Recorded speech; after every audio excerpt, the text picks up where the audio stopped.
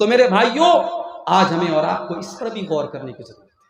ہم مسجد میں جاتے ہیں، ماشاءاللہ ماتھے پر سجدے کا نشان ہے، ماشاءاللہ چہرے پر بھرپور داڑھی ہے، ہم اچھے ہیں، دیندار ہیں، مگر گھر کے اندر جب ہم جاتے ہیں، ہماری بیوی کے ساتھ ہمارا سلوک کیسا ہے، ہمارے بچوں کے ساتھ ہمارا سلوک کیسا ہے؟ بہت سارے لوگ ہیں سماج کی نظر میں بہت اچھے ہیں، گاؤں والوں کی نظر میں بہت اچھے ہیں، مگر اس کی بیوی سے جا کے پوچھو، بیوی بتائے گی کہ وہ کتنے اچھے ہیں۔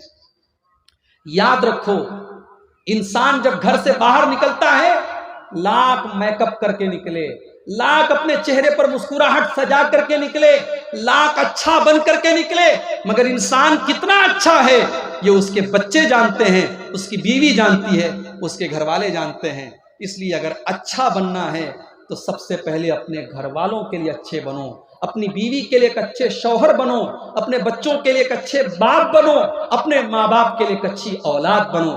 اسی لیے اللہ کے نبی فرماتے ہیں، خیرکم خیرکم لأہلہ، او لوگو تم میں سب سے اچھا انسان وہ ہے جو اپنے پریوار کے لیے اچھا ہو، وَأَنَا خَيْرُكُمْ لِأَهْلِي، اور میں تمہارے اندر اپنے پریوار کے لیے سب سے اچھا ہوں۔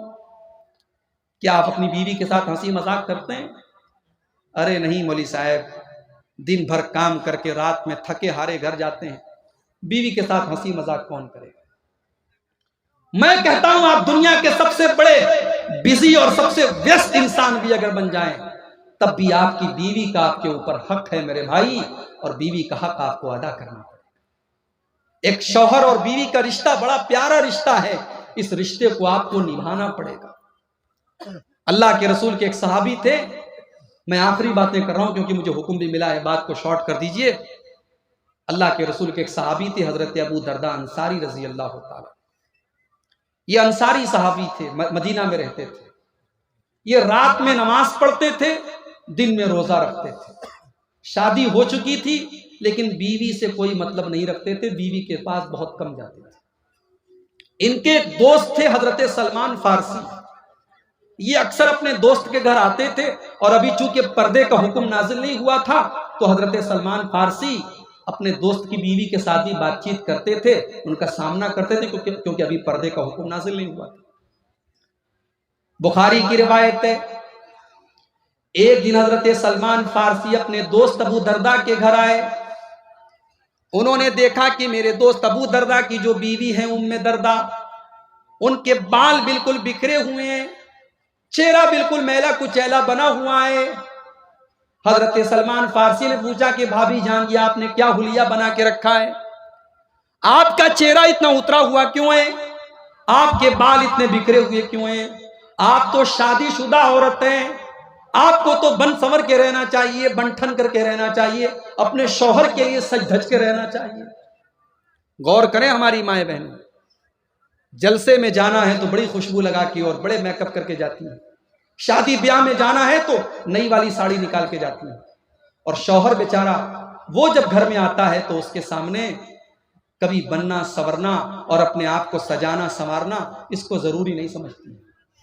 یاد رکھیے یہ شوہر کا حق ہے کہ بیوی اس کے لیے سجے اور سنورے۔ تو حضرت سلمان فارسی نے کہا کہ بھابی جان یہ آپ نے کیا حلیہ بنا کے رکھا ہے؟ آپ کا بال ایسا بکھرا ہوا ہے، چہرہ اتنا میلا کچیلا ہے، کیا بات ہے؟ حضرت ام درداء کہنے لگی، اے سلمان میں کیا بتاؤں، میں میک اپ کر کے کیا کروں گی، میں بن سنور کر کے کیا کروں گی، میرے شوہر کو مجھ سے کوئی مطلب ہی نہیں ہے، رات میں وہ رات بھر تہجد پڑھتے ہیں اور دن میں وہ روزہ رکھتے ہیں، ان کو تو اپنی بیوی بچوں سے کوئی مطلب ہی نہیں ہے۔ حضرت سلمان فارسی سمجھ گئے کیا مسئلہ ہے۔ تھوڑی دیر کے بعد حضرت ابو درداء آئے گھر میں، روزہ رکھے ہوئے تھے، وہ نفل روزہ تھا، روزہ رکھے ہوئے تھے، دسترخوان بچھایا اور حضرت سلمان فارسی سے کہا کہ کھانا کھا لیجیے۔ حضرت سلمان فارسی نے کہا میں کھانا نہیں کھاؤں گا، پہلے آپ کو بھی کھانا پڑے۔ بولے میں روزہ ہوں، کہا نہیں آپ کو روزہ توڑ دیجیے، آپ ساتھ پہ کھانا کھائیں۔ حضرت سلمان فارسی نے زبردستی ان کا روزہ توڑوایا۔ اس سے ایک مسئلہ یہ بھی پتا چلا کہ نفلی روزہ، رمضان کے روزے کی بات نہیں ہو رہی ہے، نفلی روزہ توڑا بھی جا سکتا ہے اگر کوئی ایسی مصلحت آ جائے۔ سلمان فارسی نے روزہ توڑوایا، دونوں دوستوں نے روزہ توڑا، ساتھ میں کھانا کھایا۔ اس کے بعد جب رات ہوئی، عشاء کی نماز کے 1 گھنٹے کے بعد حضرت ابو دردہ کھڑے ہو کر کے تہجد کی نماز پڑھنے لگے۔ حضرت سلمان فارسی نے منع کیا، رک جائیے، ابھی تہجد مت پڑھیے، تھوڑا اور ٹائم گزر جانے دیجیے۔ تھوڑا اور ٹائم گزر گیا، آدھی رات ہو گئی۔ پھر حضرت سلمان نے کہا، حضرت ابو دردہ کھڑے ہونے لگے، حضرت سلمان نے کہا ابھی رک جائیے، ابھی تہجد کا ٹائم نہیں ہوا ہے۔ جب رات کا آخری پہر آیا اور فجر کے 1-2 گھنٹہ پہلے کا وقت آیا، تب حضرت سلمان فارسی نے کہا اب اٹھیے اور اب آپ تہجد پڑھیے اور میں بھی آپ کے ساتھ تہجد پڑھتا ہوں۔ جب دونوں دوستوں نے تہجد کی نماز پڑھ لی، تہجد کی نماز پڑھنے کے بعد اب حضرت سلمان فارسی نے کہا کہ اے ابو دردہ، ان لربک علیک حقا وان لعینک علیک حقا وان لجسدک علیک حقا وان لزورک علیک حقا۔ اے ابو دردہ، آپ کی آنکھوں کا بھی حق ہے، آپ کی بیوی کا بھی حق ہے، آپ کے مہمان کا بھی آپ کے اوپر حق ہے، آپ کے شریر کا بھی آپ کے اوپر حق ہے، اور آپ کے رب کا بھی آپ کے اوپر حق ہے۔ آپ نماز پڑھتے ہیں، بہت اچھی بات ہے، آپ تہجد پڑھتے ہیں، بہت اچھی بات ہے، مگر اپنے جسم کا بھی خیال رکھیے، اپنی بیوی کا بھی خیال رکھیے، اپنے مہمان کا بھی خیال رکھیے، سب کو سب کا حق دیجیے۔